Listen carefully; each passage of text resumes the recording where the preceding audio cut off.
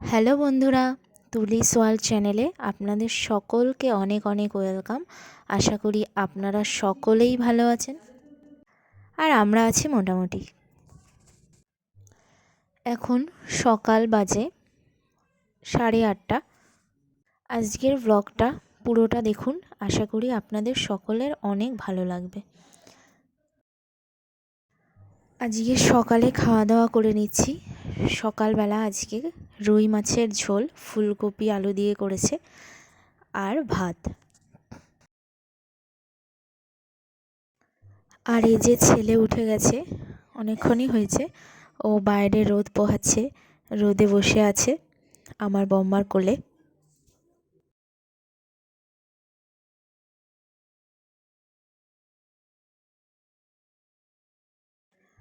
আর ছেলেকে স্নান করিয়ে নিয়ে এসেছি এখন। ওকে রোজ দিনই 11:30-12টার মধ্যেই স্নান করিয়ে দিই। তো ঘুমায়নি যেহেতু, সেই জন্য আজকে স্নান করানো হয়ে গেছে। আর ছেলেকে মায়ের কাছে রেখে আমিও স্নান করে এসেছি।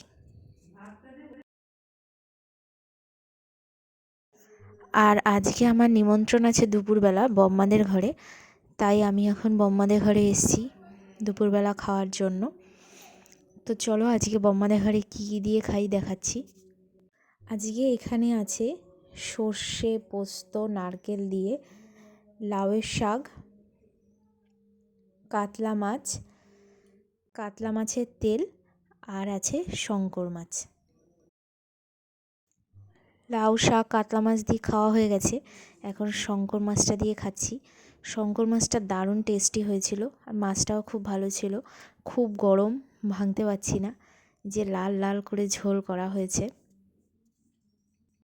আলু দিয়ে পুরো মাংসের মতন করে বম্মা রান্না করেছে, দারুণ টেস্টি হয়েছিল খেতে। শীতকালে শঙ্কর মাছ খেতে কিন্তু বেশ ভালোই লাগে। দুপুরে খাওয়া দাওয়া করে একটু শুয়েছিলাম, এখন সন্ধ্যা হয়ে গেছে আর আমিও উঠে গেছি, এখন সন্ধ্যা দিয়ে নেব। ছেলে ঘুমাচ্ছে আর এই যে আমি সন্ধ্যা দিয়ে দিয়েছি। আর আজকে বুধবার আমাদের এখানে হাট থাকে, তো বাবু নিয়ে এসেছে সবজি বাজার করে। আর আমার জন্য কি খাবার এনেছে সেটাই এখন দেখি।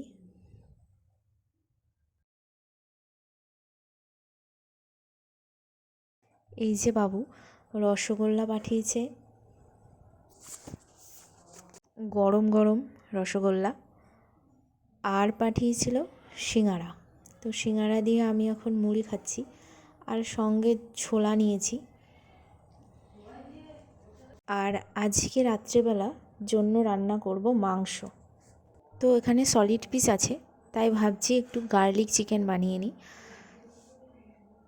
এখানে লবণ আর গোলমরিচ দিয়ে ভালো করে মাখিয়ে রেখেছি। 10 মিনিট এইরকমভাবে মাখিয়ে রাখার পর তারপরে দিয়ে দিয়েছি এখানে কর্নফ্লাওয়ার। এবার কর্নফ্লাওয়ার দিয়ে ভালো করে মাখিয়ে নেব, এরকমভাবে আধ ঘন্টা রেখে দেব। আধ ঘন্টা পর কড়াইতে রিফাইন তেল গরম করা হয়েছে, সেখানে এবার মাংসগুলো ভেজে নিচ্ছি। একটা একটা করে সমস্ত মাংসগুলো এরকমভাবে তেলের মধ্যে দিয়ে দিচ্ছি, ভালো করে ভেজে নিতে হবে।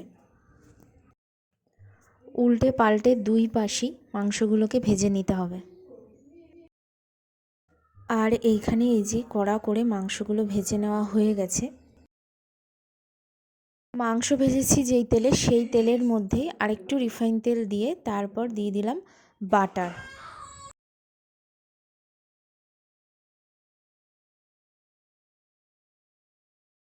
বাটার আর তেল ভালো করে গরম হয়ে আসলে তারপরে দিয়ে দিচ্ছি রসুন আর আদা কুচি।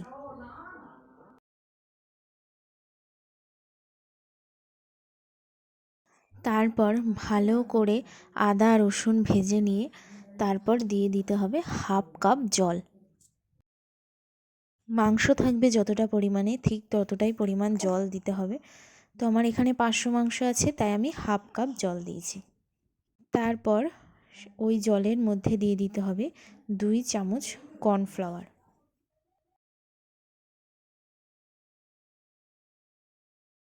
কর্নফ্লাওয়ার দিয়ে ভালোভাবে আবার গুলে নিতে হবে, একদম গ্রেভিটা ঘন করে নিতে হবে, সেই পর্যন্ত গুলতে হবে।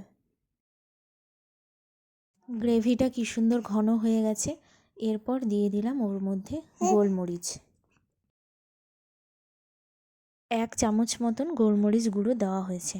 গোলমরিচ গুঁড়ো দেওয়ার পর তারপর দিয়ে দিচ্ছি একটা লেবু, একটা গোটা লেবুই দিয়েছি, কারণ একটু টক টক থাকলে ভালো লাগবে খেতে, সেই জন্য।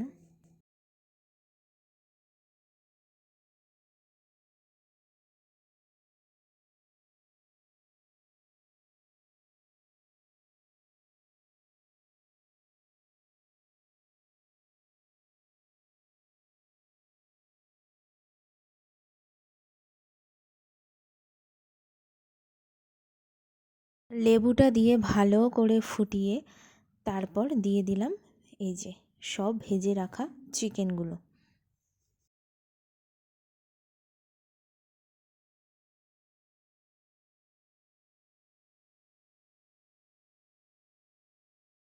চিকেন দিয়ে তারপর ভালো করে ফুটে আসলে 5 মিনিট ঢেকে রাখতে হবে।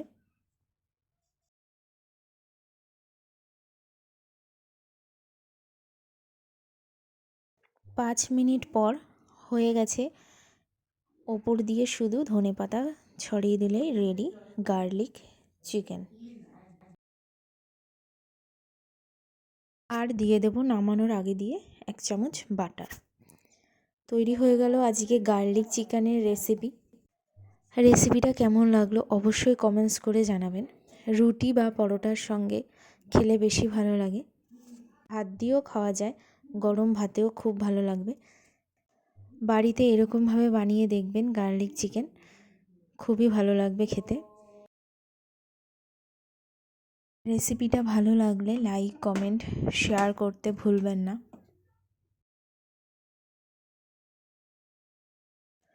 আর এই যে এখন রাত্রিবেলা খাওয়া দাওয়া করে নিচ্ছি। দেখুন কি সুন্দর লাগছে দেখতে, গার্লিক চিকেনটা খেতেও খুব ভালো হয়েছিল। আজকের ব্লগটা প্রথম থেকে শেষ অবধি দেখার জন্য আপনাদের সকলকে অসংখ্য ধন্যবাদ। আজকের ব্লগটা ভালো লেগে থাকলে লাইক কমেন্ট শেয়ার করতে ভুলবেন না, আর অবশ্যই চ্যানেলটা সাবস্ক্রাইব করে দেবেন। দেখা হবে নেক্সট ব্লগে। টাটা।